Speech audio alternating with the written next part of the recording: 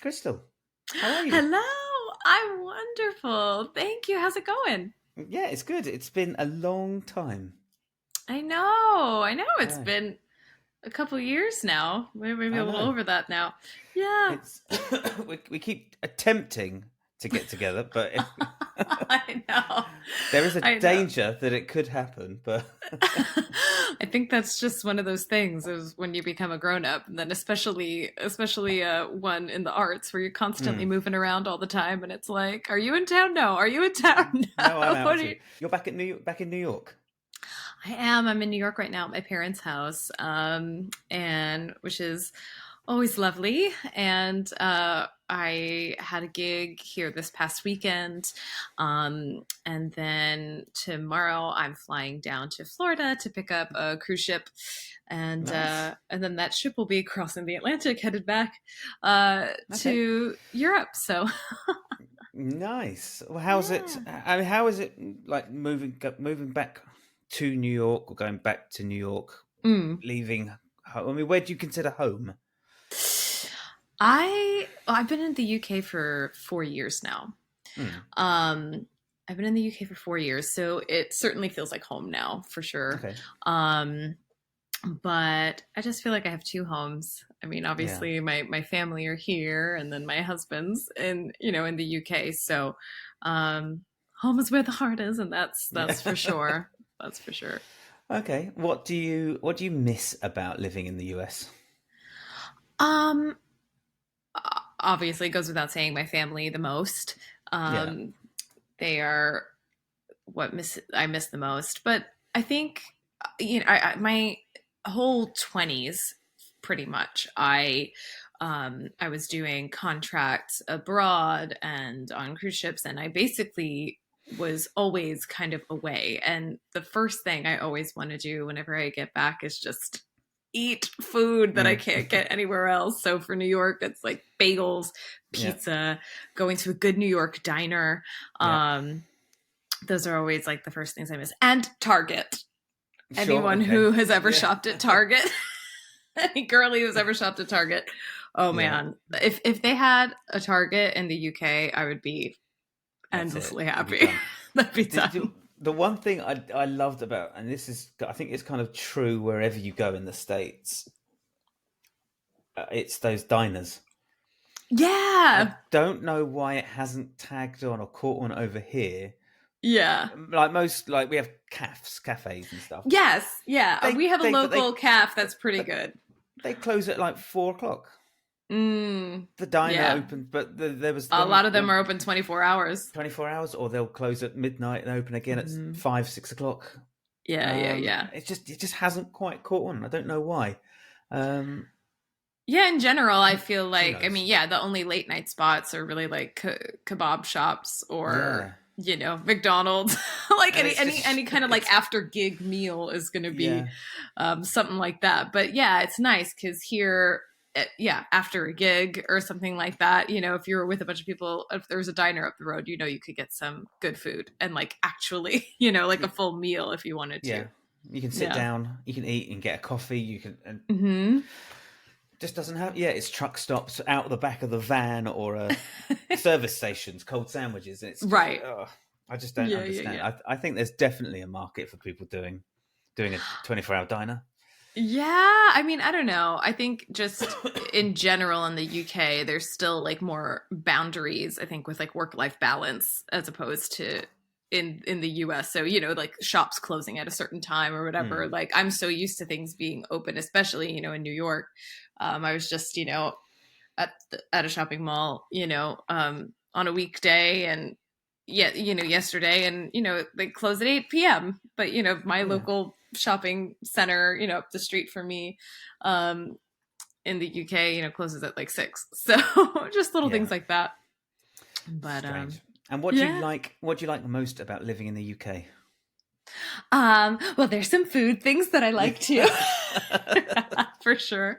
Um, I love my little scones and afternoon tea and all of those wonderful things. Mm, So much. I remember vividly going to London for the first time back in 2015, mm, and and I actually saw like a TikTok the other day, which kind of perfectly describes how I feel, like similar to how, New York is such a iconic location in terms of films and Yeah. television and stuff, Hmm. but so is London. And Yeah. so, growing up, it's Mary Poppins, it's, Yeah. 101 Dalmatians, it's Peter Pan, like all of Yeah. these things that,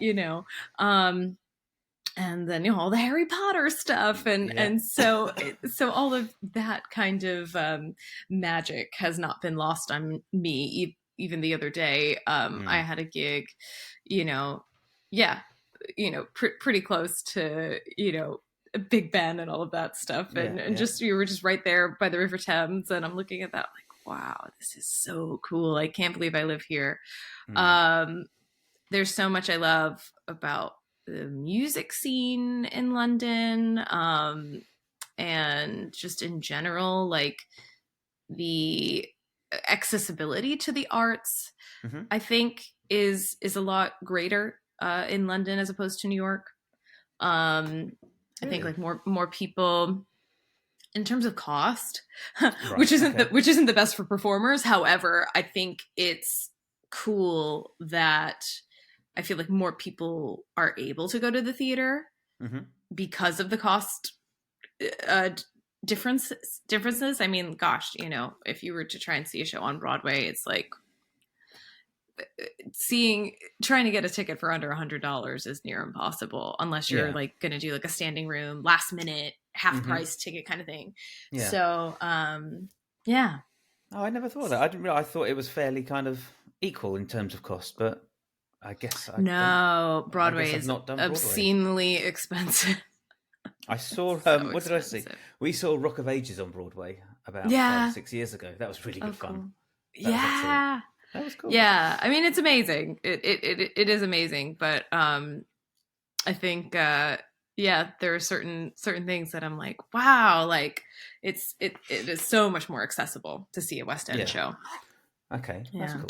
I've got to say the whole magic of London thing. I still feel it when I drive. Really? If I have to drive into town, or I mean, we don't live too far from each other, so it's about a Yeah. 25, maybe 30-minute drive, and we're right in the heart. And if I have to drive around the West End, or you drive around Big Ben or Marble Arch or any of these places, Yeah. I still drive into it. Go, this is pretty cool that I live this It's close. it's so It's still pretty cool. cool. Yeah. And Shane, my husband, who's a local, like he still feels it as well. I remember when we were dating, we would drive past St. Paul's. He goes, "Look, it's St. Paul's." So like he would Yeah. just, it was so excited to show me all the sights as well. But yeah, Mm, he definitely gets into it too. that's cool. How is he? Oh, he's great. Yeah, Good. yeah. He's booked on this cruise ship contract with me as well. So unfortunately for him, for this world traveled man who Yeah. we continue to travel for work, he does not like flying. Oh so no. so he's not thrilled about having to do the transatlantic flight by himself without me Oh because I'm no. already Oh. in the States. But it's all I right. love I'll flying. see I him love there. flying. I Do love you? flying. I love it. I love flying. I don't know what it is. I think it is my grandfather was a navigator for the RAF Oh, during the war. wow. Okay. My uncle was a pilot. Oh, okay. So it's very much in And the family. yeah, my auntie was a cabin crew or air stewardess, as it was. Cousins were air stewardess. My dad's a pilot, so the whole flying thing for me is pretty cool. But Yeah. Oh my gosh, it's I so in the just family. I just love the vibe of it. Like I even like going to the airport. Everyone hates the airport. I love going to the airport because you check your Yeah. bag in. You got a couple of hours. I'll have a mooch around the shops, and then we're going to get on an Yeah. aeroplane and fly to another country. I don't know why people don't like it. I love air travel. I think it's amazing. I think it's the anticipation and the possibility of the new destination. Yeah. So yeah, I like it.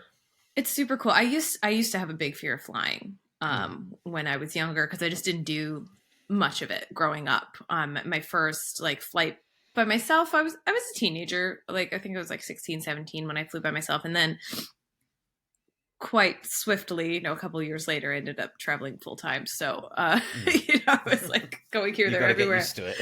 And so, but I mean, my cure for my fear of flying was accepting a job in Hong Kong, and I had Mm. to do a 16-hour direct flight from New York to Hong Kong, Wow. and I was like, and I mean, I was to the point I was so fearful, like I physically shake, like I have so much anxiety, so much coursing through my body, and I Mm. met the loveliest couple next to me that were about to like go on their honeymoon. Okay. And they just calmed me down for that whole 16-hour flight. And then of course, since then I've been, I can't even count how many flights I've been on. Um, and I've gotten used to it. And I do feel the excitement. I'm a Gemini, I'm an air sign. So like, I think there's definitely like, I mean, and certainly when you're flying above the clouds and you Mm. just get to see the wonder of it all. It's magic. It's true magic. Yeah. And but I empathize with my sweet husband because I was there, and Mm. it's terrible. It's terrible feeling like so tense Yeah. until you get there. I still don't love turbulence. I mean, no matter No. how many times I've flown, like if it's like that kind of shaky turbulence that you feel like you're going to fall out of the air, I'm like, Yeah. oh, Yeah. okay, I'm just ready for this to be done. Yeah. But Well, I that's see cool. what you mean about the Yeah. No. excitement. Yeah. I like it. I like it. So the Celine show, is that? I assume that's what you're doing on board when you go down to Florida. Yes, yeah. My How tribute is to that going? Celine Dion. How is that going? It's going well. So yeah, I created a tribute to Celine Dion back in 2018. Hmm. With the goal of getting booked on cruise ships. I had previously worked as a production singer on cruise ships previously, and became aware of the guest entertainer Yeah. role, Hmm. which is a fly on act. So basically, you bring your own shows, and you're supposed to have like two different 45-minute shows. So my main show is my tribute to Celine Dion, and then my second show, I do as myself, and I come out and do like a review of songs from Hollywood, so music Okay. from the movies. Yeah. Um, and basically, I had been, really dead set on this particular job. It was my dream job when I was a production singer, you know, Mm. 10 years ago, kind of thing. And it took me years to get there, and a couple of different angles. So this was my angle. I had uh, a phone call with an agent. I had submitted all of my stuff, not Celine. Yeah. I had submitted my stuff. I also love to sing, jazz and big band, that kind of stuff. And so the footage I had was from a solo show I had doing that kind of repertoire. Okay. And the agent at the time was like, I just don't know how I'd really market you. I feel like, and he just gave me his own opinion, but he Yeah. said something that stuck in my mind. He says, it's not like you're like a tribute or anything. Like, I feel like I can't. And so I was like, tribute. I'm just going to hold on to that. Yeah. And at the time, I was in a wedding band, and my band leader, was a Billy Joel tribute, and I myself was also performing in a general like 80s tribute band here in New Hmm. York called Jesse's Girl, and they're super successful. And so then I was like, hey, this tribute thing is kind of really cool. Mm. Um, uh, and so yeah, initially it was with the focus to get on ships, which I'm doing now, and now I am continuing to push for a bit more for it because the demand is there, and yeah, so that's kind of that in a nutshell. Very That's long-winded that. answer. What's the because over here, I'm sure you're aware in the UK, like the tribute scene over here is massive. It is. Everybody has a tribute. Every venue puts on tributes. And when Yes. I've been over to the States and I've walked past venues or theaters, it's Mm. not. So No, no, it's not. Okay. it's not as much, Right. nowhere near as much. I Okay. would say in the US, I think there are like tribute bands Hmm. are big, not tribute artists, if that makes sense. For whatever reason, it's like if you're a Journey tribute, if you're a, you know, whatever. I mean, Billy Joel obviously is popular here. He's a Long Islander like me. Yeah. Yeah. And you might have an Elton John tribute. And the 80s band I work for, the wonderful guy who kind of like manages them and is also like our promoter, he has kind of a whole slew of like kind of decades bands, which does really well. Okay. So it's like a 90s band, like Y2K kind of like mashup kind of band. But I think the tribute thing is starting to take off a little more. They actually just started doing a Taylor Swift tribute that is going down a storm here. Okay. But in general, I feel like in the UK you'd see, for every popular artist, you'd see a Beyonce tribute, an Ariana Grande tribute. Like, you don't really see that here. Okay. Yeah, I feel like it's more bands or like decade kind of thing. Yeah. Oh, that's cool. And so when you're out on the road, you're doing cruise ships, you're doing lots of flying. Where do you find time? Where do you find time to practice? Do you practice? Oh yes, I texted you this before. I truly believe, and I worked with a vocal coach last year, and I'm like, I'm so in this kind of with the nature of this job, especially flying out to cruise ships. You're in a cabin, so you have neighbors. Like, certainly, like my show days and stuff like that, I'll be warming up a little bit. You really kind of have to go the extra mile to find if there's a place for you to really kind of warm up. And there are like little areas backstage you can kind of hide out, but everything has a different schedule. You don't know when they're using it. Like, you have to really kind of, you are on their territory in terms of the theater, the production cast and their main shows. So you have to make the extra effort to find time, even just to warm up. But that is the current state of where I am, in terms of like, I do what I need to do my job. Yeah. But and I actually started seeing a voice teacher who is around the corner from me, who is actually Shane, my husband's voice teacher from college. Okay. And he's wonderful. His name's George Torman. He's a wonderful singer as well. And so that's been a great reset for me. Just having even a fresh perspective, because I've worked with a voice teacher since like college, and I still incorporate her exercises as well. But in terms of like having like a routine where I'm really practicing things, practice for me is when I learn new repertoire. That's where I find myself really navigating different techniques. Doing the Celine thing has grown me vocally quite a lot. It's very demanding. So yeah. I could keep going on and on, but it's in terms of like practice, that's something I would love to get into more of, just like a routine of keeping myself a bit healthier, especially like when I'm on the road vocally. Doing something that it's like, okay, like without a fail, I'm going to at least do this.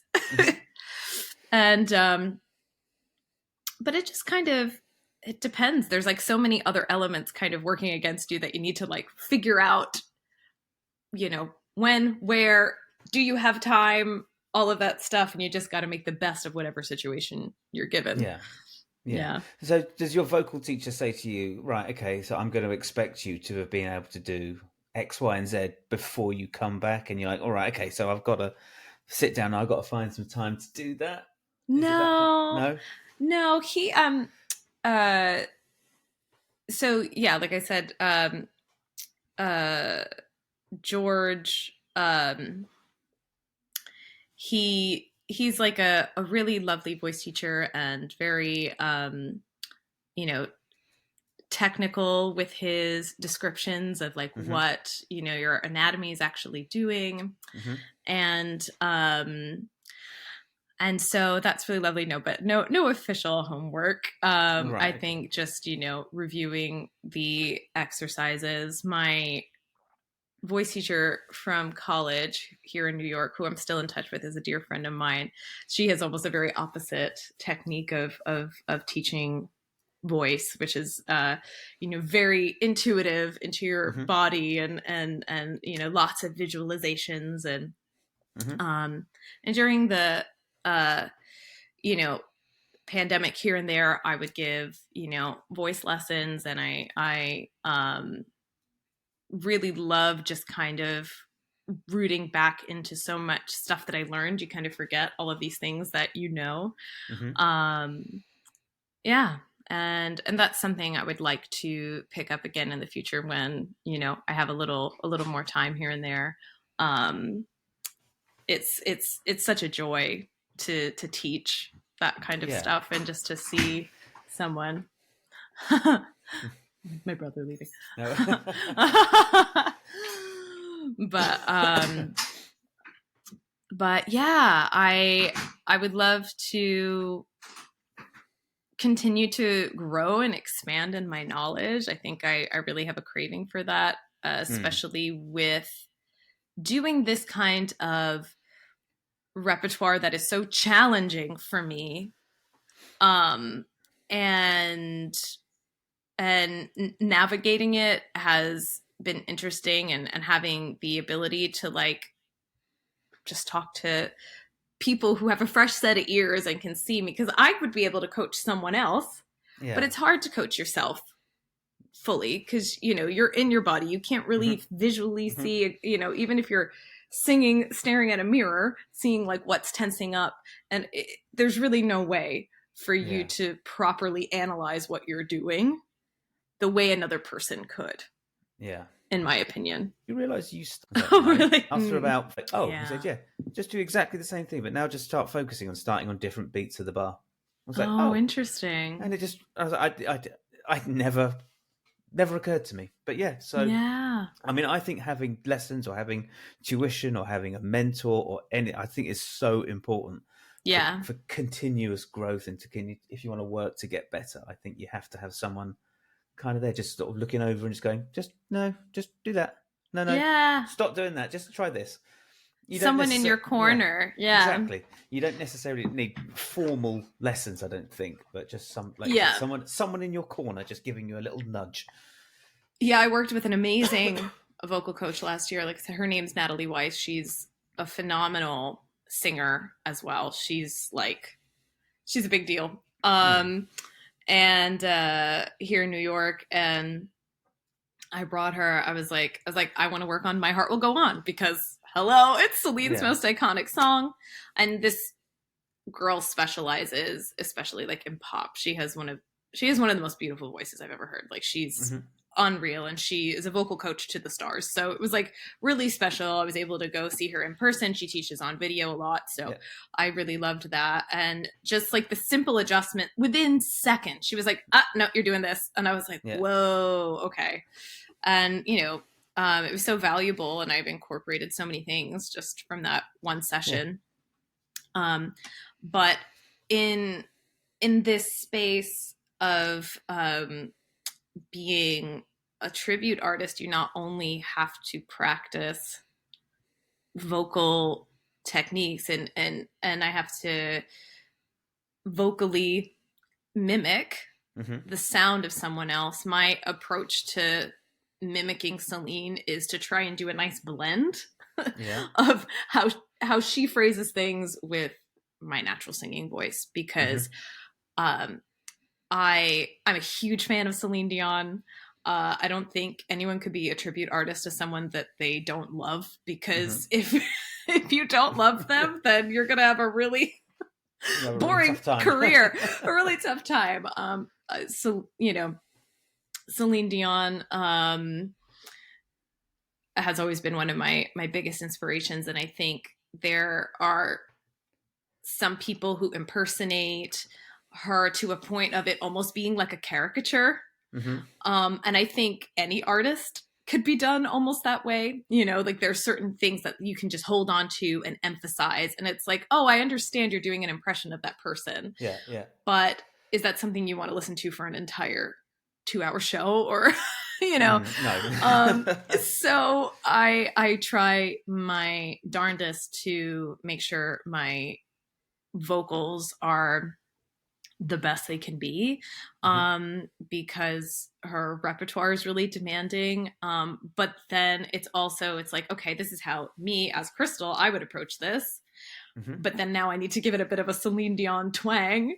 Yeah. And making sure I'm doing that in a healthy way has been like, navigating that has been a challenge, because there are some things that she can get so high and sound so gritty.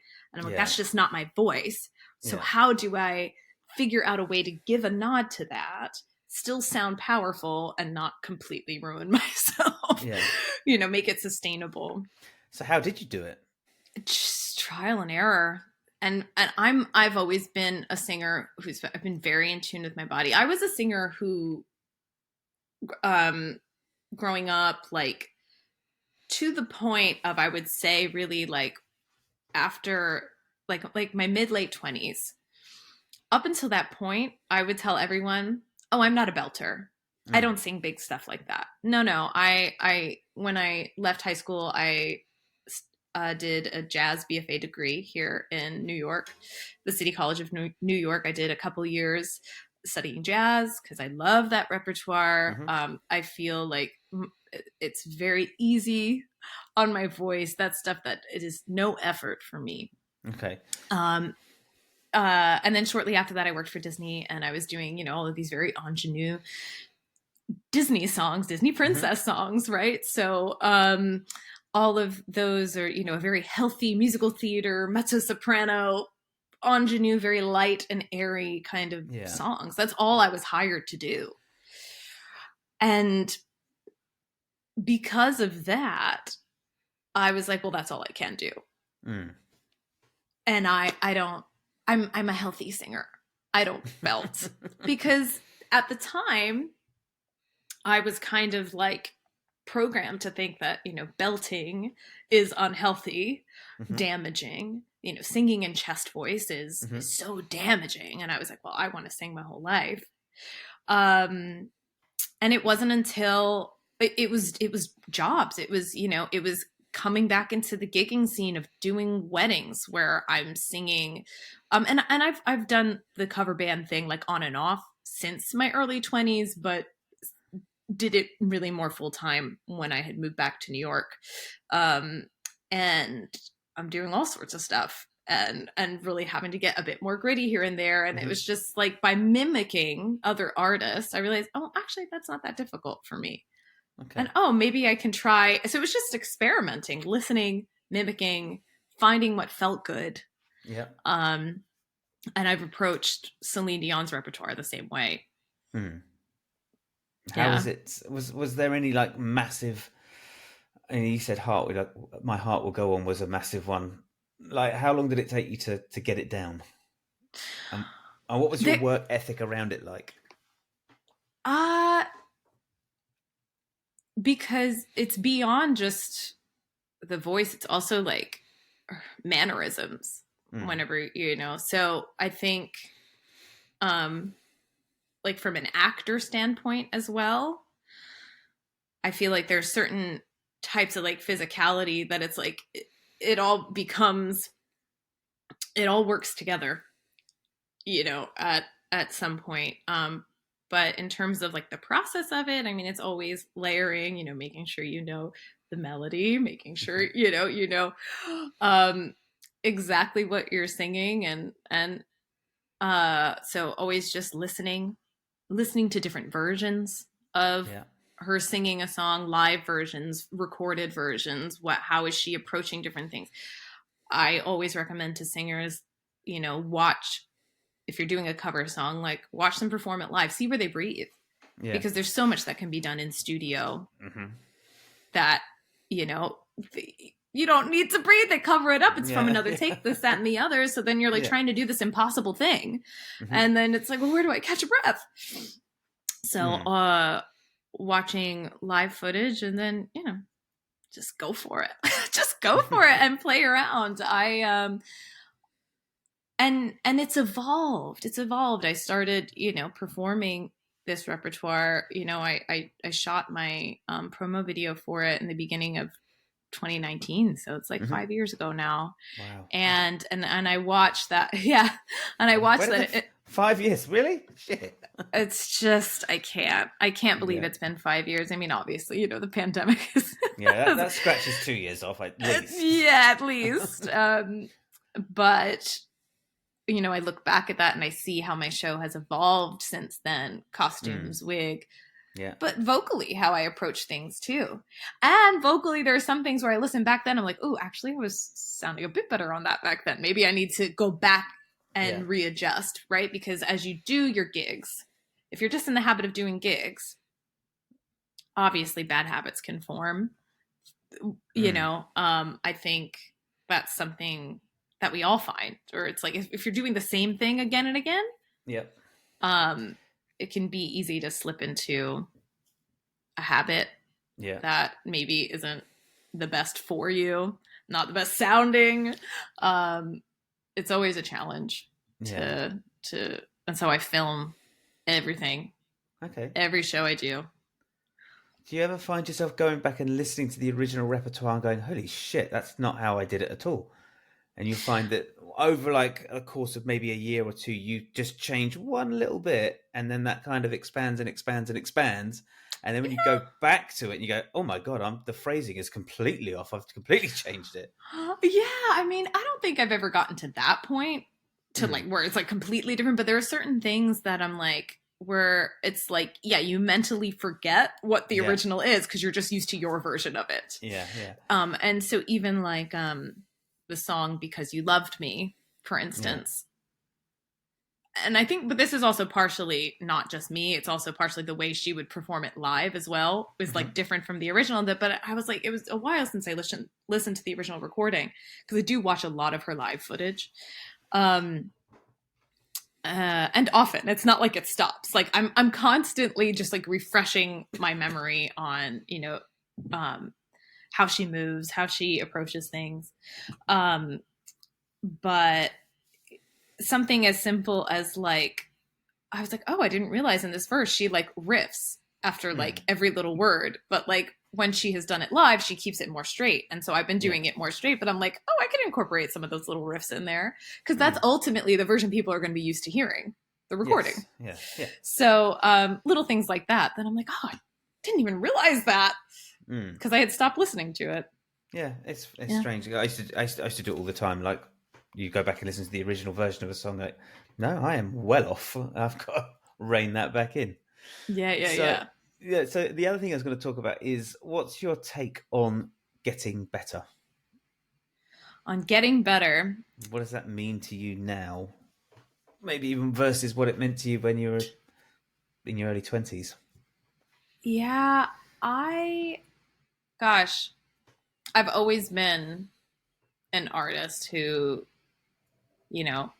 has wanted to continuously grow, expand my knowledge, expand my ability. I think especially, like I said, with doing some of the other repertoire I've been doing in the past, I'd say more like 10 years, that has grown me vocally beyond where I thought I could be, that I'm like, well, what else can I do? Like this is fun. And I think it's,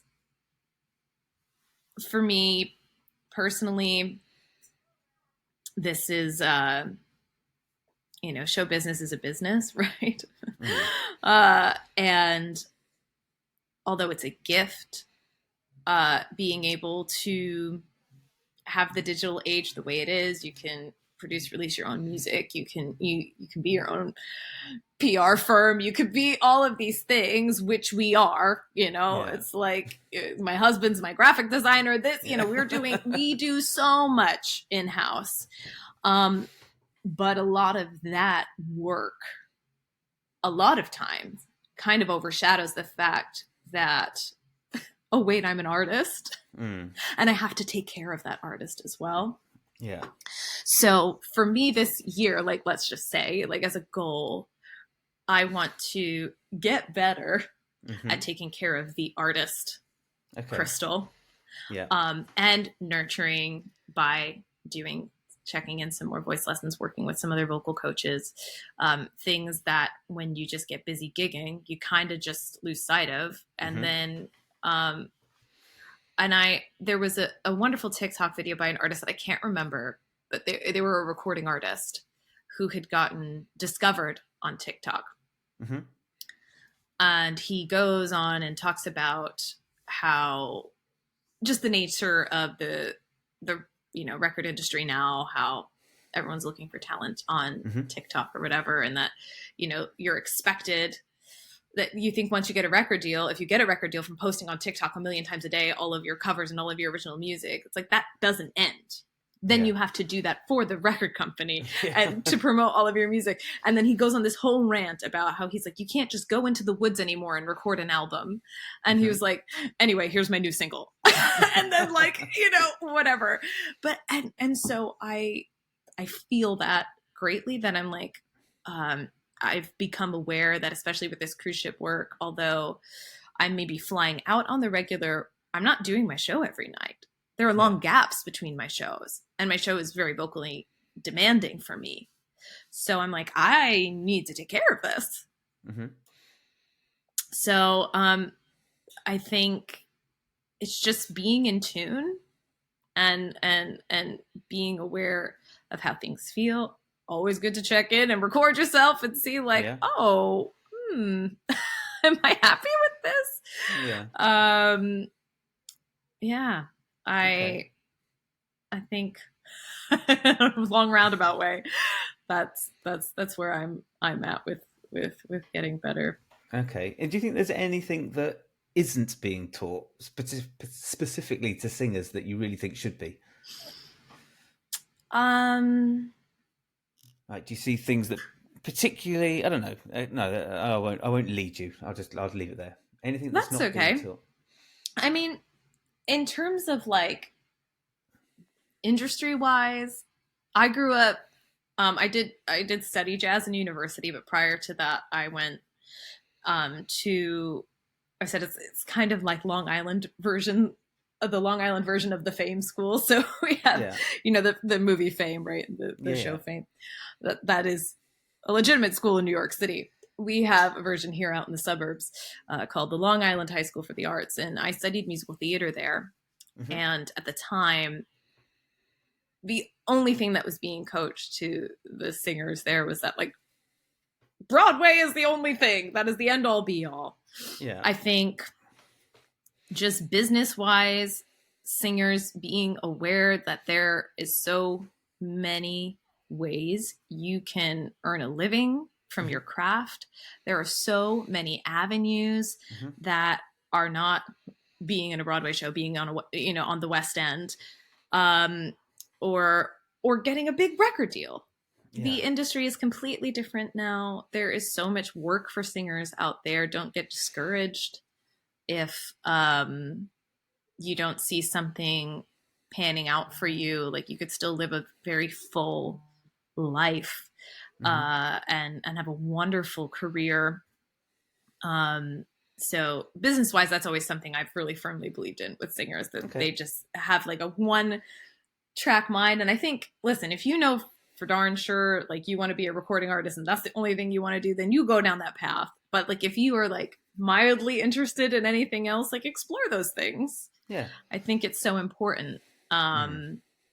And that's what I've done, and I've loved every bit of my career, doing so many different things, and I still have goals. Yeah. I still have goals. That's cool. Yeah. Very cool. Thank you. Well, I think we'll leave it there. I just want to say thank you for taking the time out, and it was lovely to see you again. Oh, my absolute pleasure, Tim. All the best to you, and we will finally We get will. together this year. We will. We will hook it up. All right. Cool. Thank you. Oh, thanks, Tim.